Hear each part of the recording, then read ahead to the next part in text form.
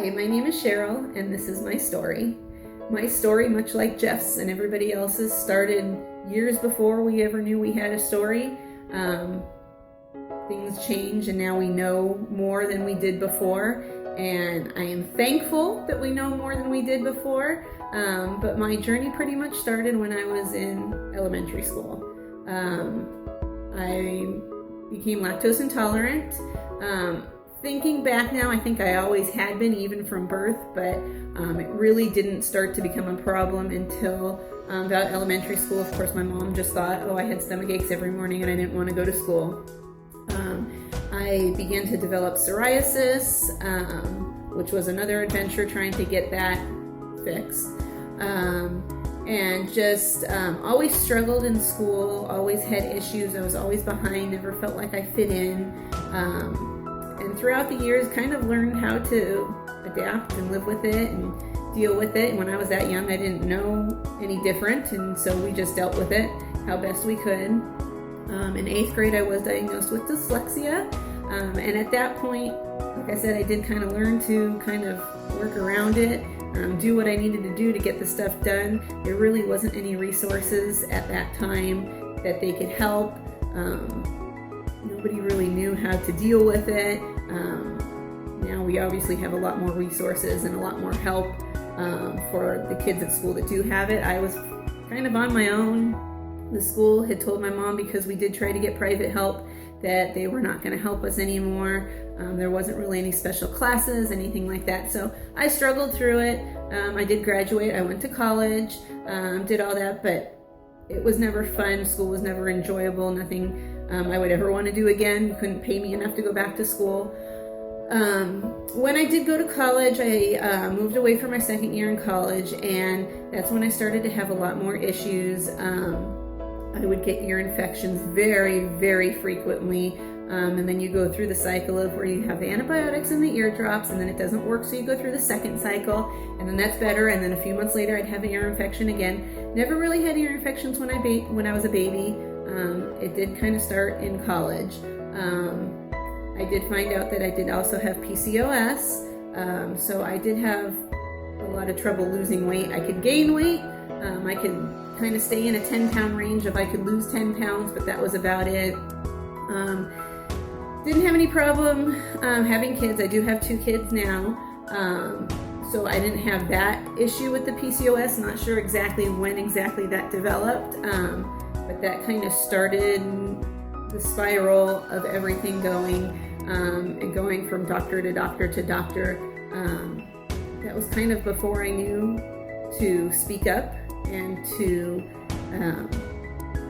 know that I could advocate for myself, and if I wasn't happy, to go find somebody else. So I was stuck in a cycle of, the doctor said take a pill, so I took a pill. What did I know? I didn't know any different. They're doctors, they know, they went to school for it. I didn't, so I just followed along, and it was years of taking this pill or taking that pill, or nothing's wrong with you, you're fine. I struggled with anxiety and depression, knowing that there was something wrong with me, yet nobody could figure it out. Just having issues with not having the motivation to want to get up and do anything, because what did it matter? Nobody cared anyway. Nobody was helping me.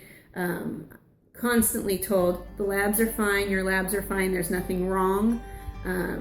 When I would constantly say there's something wrong with me, I don't feel right. This is not right. This is not how normal people feel.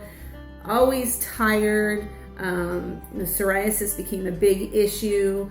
The weight gain was an issue, the excessive hair growth, all the stuff with PCOS, stuff that I hate to talk about, stuff that I'm embarrassed to talk about, but I know that there are people struggling with it, and I thank the people who have struggled with it and have talked about it, so that I know that I'm not alone, and so I'm trying to not be as embarrassed about it, so that hopefully I can help somebody else that is maybe in my shoes that I was in a couple years ago. What really made me hit rock bottom was trying to go see different doctors. I even had one doctor just tell me flat out, well, you're fat. That's the issue, lose some weight. When I specifically went to him because I could not lose the weight. So having a doctor tell me something that I already felt, something that I already knew, and just, you're fat, lose weight, and I'm coming to you for help and you can't help me, was just kind of something where I was just like, this is it. There's no help. What's the point? Why go on? Nobody's helping me. Nobody believes me. I got to a point where I did see one doctor who was like, you have blood and protein in your urine. Take this pill once a week and we'll be fine. And that's when I really started to push and be like, well, why?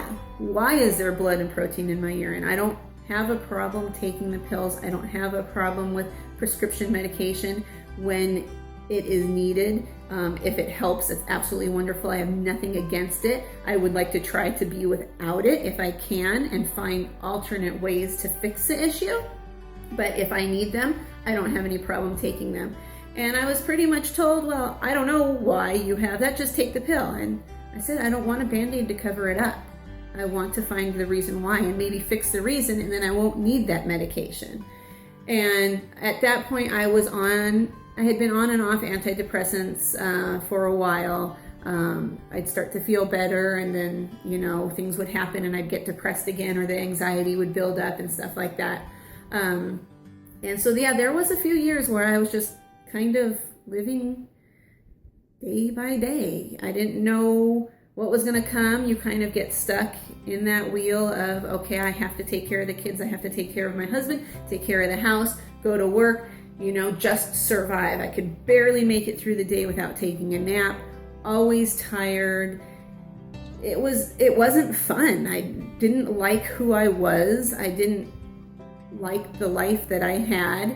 And it was about the time that we found out, probably about almost 5 years ago, that my husband was diagnosed with celiac disease, which that's his whole story. He has struggled for a while, doctors giving him different answers, telling him this or that. When he found out he had celiac, that is when things started to turn around for me and pretty much for our whole family. And we went into a gluten-free bakery here, So Good Gluten-Free. The owners there are absolutely wonderful. Talked to them, and that is where we learned about Dr. Lundquist. And this was right before he had opened Temecula Center for Integrative Medicine.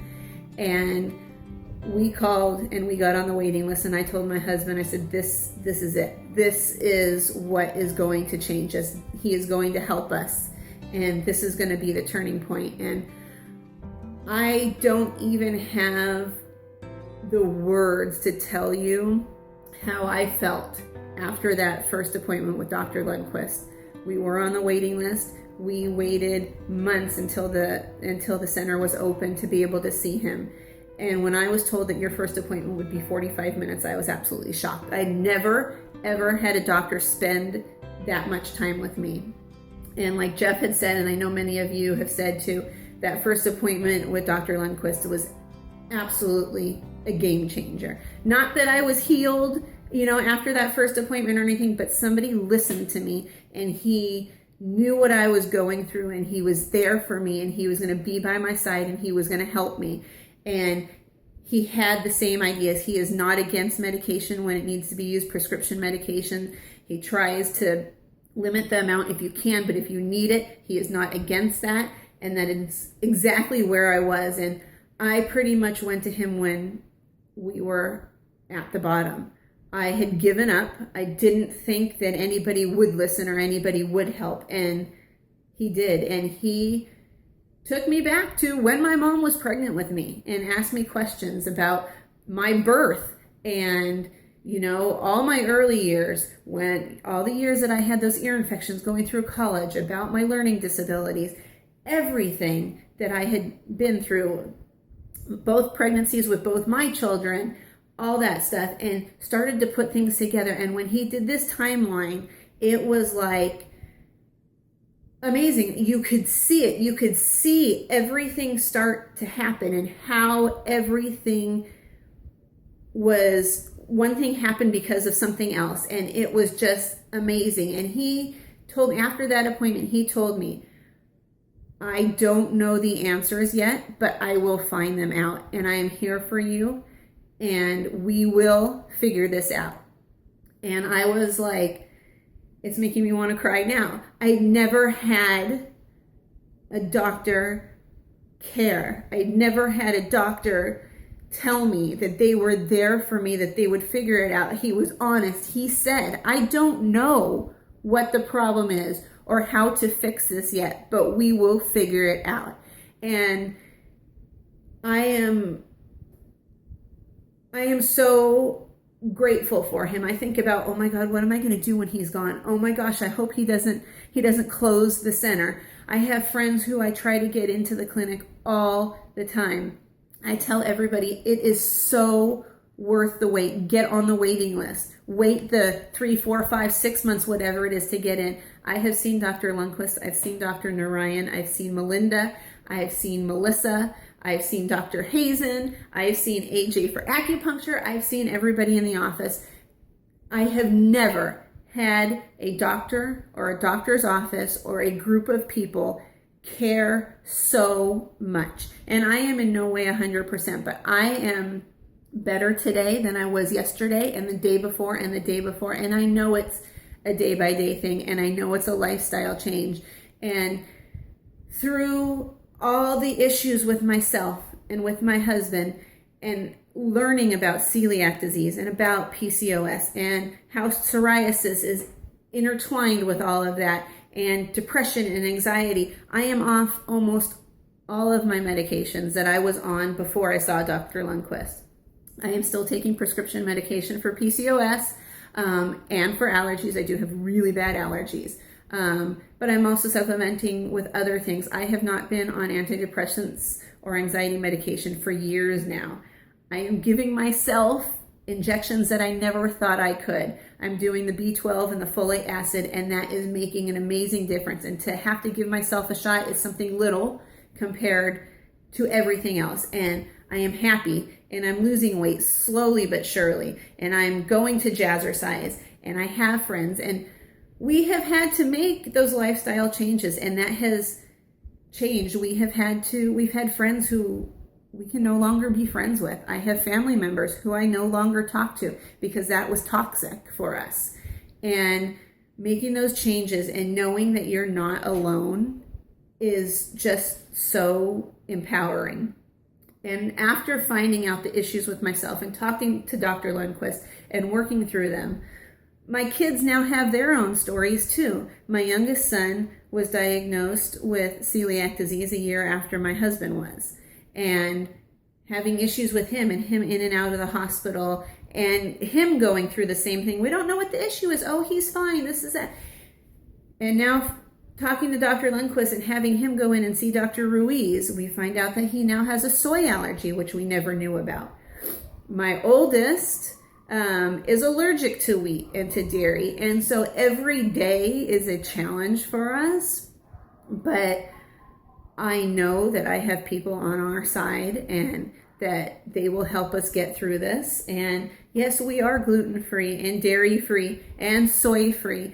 And it is not easy. It is not. And there are days where I miss being able to drive through the drive-through. I know that stuff is bad for you, and I know everybody has their own opinions on that. But you know what? Sometimes you just want to go through the drive-through and not make dinner. Sometimes you don't want to think about food, and I have those days. I'm so sick of thinking about food. I'm tired of planning. I'm sick of the fact that, friends want us to come over, and I have to think about the food, and I need to bring it. But you know what?